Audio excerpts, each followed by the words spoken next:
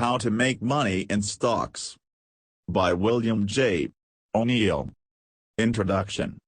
Investing in stocks can cause anxiety for many people. Could you lose everything if the market drops? What if you own a dud stock while other stocks shoot up around it? This is not uncommon. The risk is high. When you watch grainy footage of the 1929 stock market crash or recall the dot-com bubble, you will see a world of panic and hysteria. However, it doesn't have to be this way. Various methods have been proven to work. These will assist you in selecting great companies, investing in the right ones at the right time, and avoiding those that aren't profitable. History can teach you what to do, from the great stock market winners and losers. This allows you to plan so that your returns are maximized and losses are minimized. These insights from How to Make Money in Stocks cover some of these winning methods, from identifying stock chart patterns to choosing the right companies to invest in. Lesson 1. Learn one stock chart pattern in particular. Throughout the history of the stock market, many things remain the same. It doesn't matter what era it is, there are winners and losers, stocks that have climbed quickly, stocks that have crashed, and stocks that have plodded along unprofitably. You can apply what you learned from past stock behavior to the present. You can learn from history, whether it's the movement of the Northern Pacific Railway or the rise of Apple. Stock charts are the best way to do this. We make decisions based on current conditions in almost every field. To treat illnesses before they progress, doctors use X-rays, MRIs, and brain scans. Think about how geologists use seismic data to study earthquakes or to help companies locate hidden oil reserves. It is possible to act in the present by recognizing patterns that have repeated themselves time and time again. This applies to investing as well. By analyzing stock market data from the past century, we can find patterns. By doing so, we can make informed decisions about when to buy or sell. Investors who fail to follow this rule usually lose money, unless they're exceptionally lucky. What should you be looking at when it comes to stock charts?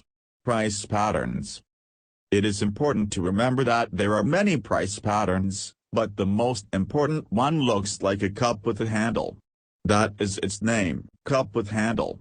In other words, a stock often falls after it has risen for some time. It sometimes falls in a rounded, downward curve that becomes a steady, flat line as it drops. This is the cup base.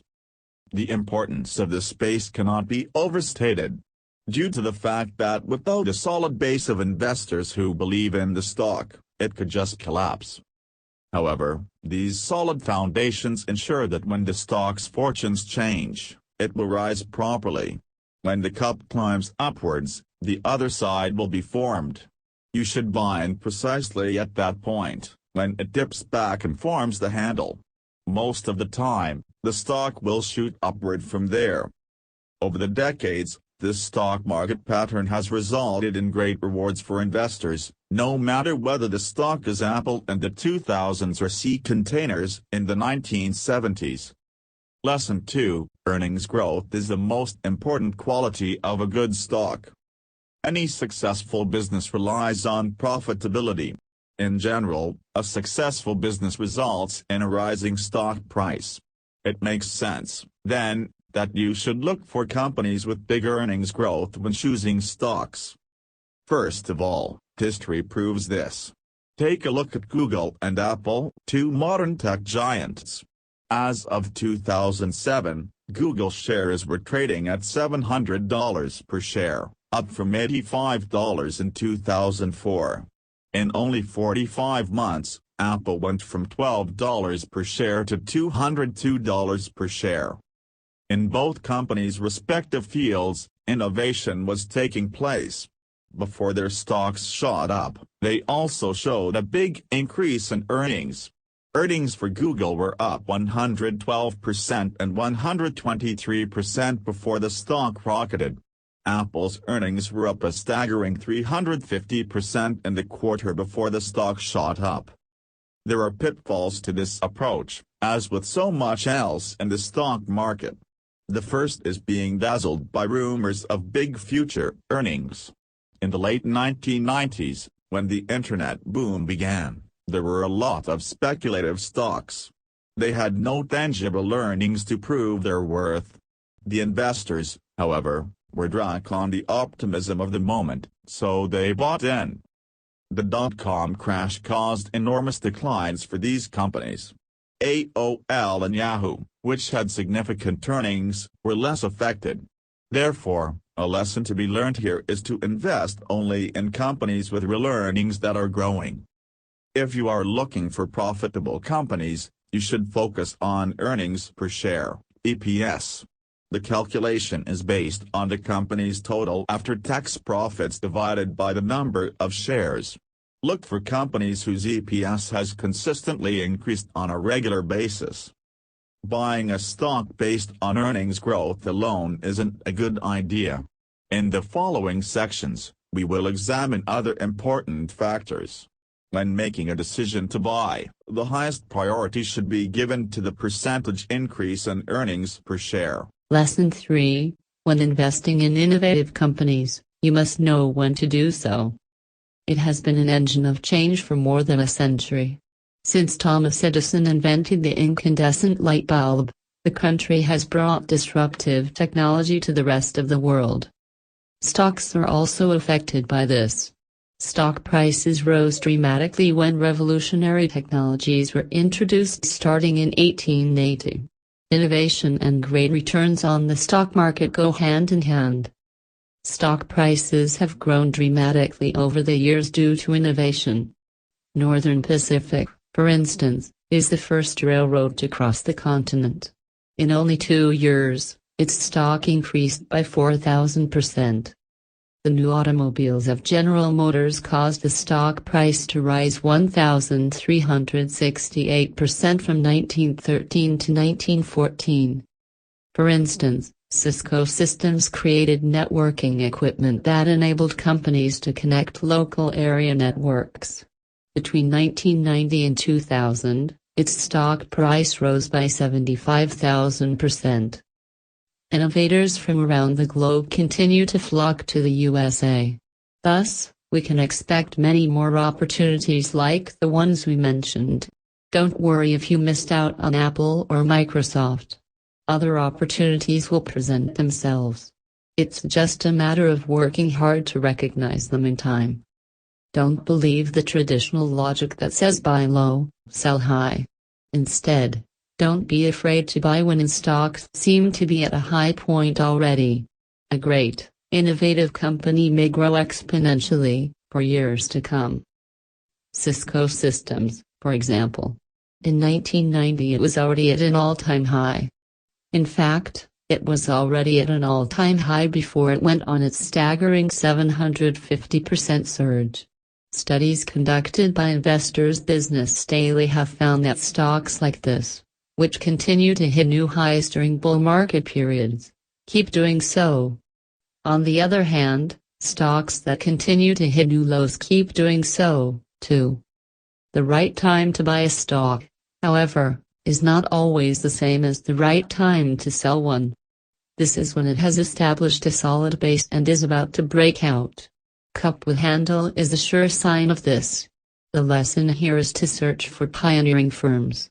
Invest in them when the time is right. By doing so, you will stand out. Lesson 4. Supply and demand play a significant role in stock picking. Demand and supply determine the price of nearly everything.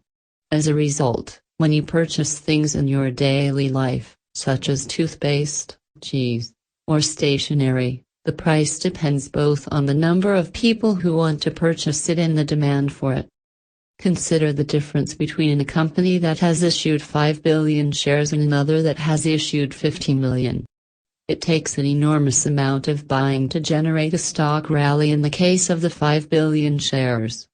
But the smaller stock could soar much faster since it has only 50 million shares. As there is far less supply of small stocks, price fluctuations would be more dramatic. As a small cap stock can soar quickly, it can also crash similarly dramatically. Although the rewards may be spectacular, the downside is often much greater as well. Companies with a large number of issued shares tend to be less risky. It takes a lot of selling before the price moves. In other words, a smaller company is more likely to yield explosive results, while a larger company is more likely to deliver reliable returns. However, who owns these shares matters, too. When top management owns a significant amount of a company's shares, it's a good sign. You may be putting your portfolio at risk if they don't care about the company's success. It is generally better to invest in a business, however, if management owns at least 1 to 3% of it, and even more in smaller companies. It is also important to keep in mind that companies buy back their own stock. This is positive. Thus, it indicates that the company expects to have improved earnings soon, which may result in higher stock prices in the near future. Lesson 5: Invest in industry leaders. Many of us invest in companies that make us feel good. These companies are the ones in which we tend to feel good. Coca-Cola and Nike, with well-known products and enduring brands, are examples. It is possible for these old favorites to be left in the dust by new market leaders during bull markets. The best companies to buy are those that are leading in their respective groups. It is not necessary for a leading company to be the largest or the most recognizable. They have the highest earnings growth, strongest sales growth, and widest profit margins as well as the highest return on equity. Often, these companies will also have an innovative and unique product that drives these results. Over the years, the author's own big winners have all been those who dominated their particular fields. From 1976 to 1983, Pick and Save was number 1, Amgen from 1990 to 1991, AOL from 1998 to 1999, eBay from 2002 to 2004. Or Apple from 2004 to 2007. These dynamic companies are always better to invest in than sentimental old favorites. We saw this clearly during the 1980 and 1979 bull markets. Up to 7-fold increases were seen at Wang Labs, Dante, and DataPoint, the fastest growing companies of the time. Meanwhile, the old computing giants like IBM and Burroughs remained nearly unchanged. The fact that they had been reliable for years didn't mean that they could produce the same dramatic returns as the industry leaders. A company that is second best or copycat should always be avoided. Leaders always outperform copycats. The reason why people invest in these second-rate companies is often that they hope the industry leaders' luster will rub off on them. Unfortunately, that's rarely the case. It's always the real innovators and entrepreneurs that drive the market. As the industrialist Andrew Carnegie once said, the first man to find the oyster gets it, the second gets the shell. Invest your money in companies like these. Lesson 6: Search for stocks backed by institutions. Some investors choose to invest in funds rather than purchasing individual shares. An investment fund is an assortment of different stocks bundled together. The United States calls them mutual funds. These funds are provided by large institutions. Experts select the stocks that are included in each fund. Even if you're not a professional investor, it's a good idea to see what stocks these experts have recommended. Large institutions buy the majority of the world's stocks. In turn, this drives the market, causing stock prices to rise or fall. Therefore, it's important to pay attention to what they do. Owning shares that big institutions are buying will give you the opportunity to see your portfolio's stocks rise. In particular, you should pay attention to what the best performing funds are doing. These are the funds with the highest annual returns and those run by the most knowledgeable investors. You can use Investors Business Daily and Morningstar.com to find out which funds have performed the best. These websites also list the mutual fund's top holdings. No matter if it's from top performing funds or not, institutional investing matters in general. A stock's value will rise if many investors are buying it. The stock picking philosophy of these institutions is as important as analyzing their activity. If you wish to learn from the best, you should look at their prospectus, which can be downloaded or requested directly from the firm. It will also tell you the types of stocks each fund has bought, as well as the strategy each fund employs. Nonetheless, it's important to note that some stocks can become overowned by big institutions. Even when stocks are not in great health, some are automatically purchased. Let's take Xerox. Institutions in the 1970s favored it because of its remarkable track record. Nevertheless, some astute analysts noticed there was a problem with the company. The stock soon fell. Do your homework as well as learn from the best. You can't beat your own hard work. Lesson 7. Be aware of the general direction of the market. Individual stocks are only important up to a point. You will lose money if the market goes down. When it comes to the 2008 crash, it didn't matter how good your stock picking was. You lost money if you failed to sell in time. A market decline will result in the loss of value of 3 out of 4 stocks. How does the general market work? Basically, it's a summary of the big stock indices, such as the Dow Jones Industrial Average, the S&P 500, and the Nasdaq Composite. This information is available online. The best way to judge the mood of the market is to determine if any significant purchases or sales have taken place recently. Investors Business Daily has a measurement called an accumulation distribution rating for an index, like the Nasdaq. You can use it to determine if investors are buying or selling an index. You can't tell whether they are confident in the market or if they are afraid of a drop. The indices should be closely monitored, since changes can occur in a matter of weeks. When a big crash wipes out your returns, you could be left with an open mouth. As an example, if stocks keep opening high and closing low, you may have entered a bear market, where prices decline. A bullish market can be detected if stocks open weakly and close strongly.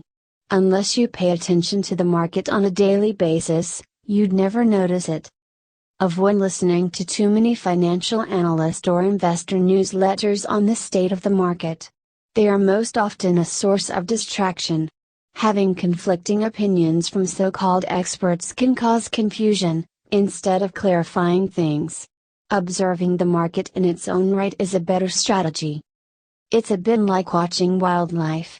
Ideally, if you were studying tigers, you should study the animals themselves.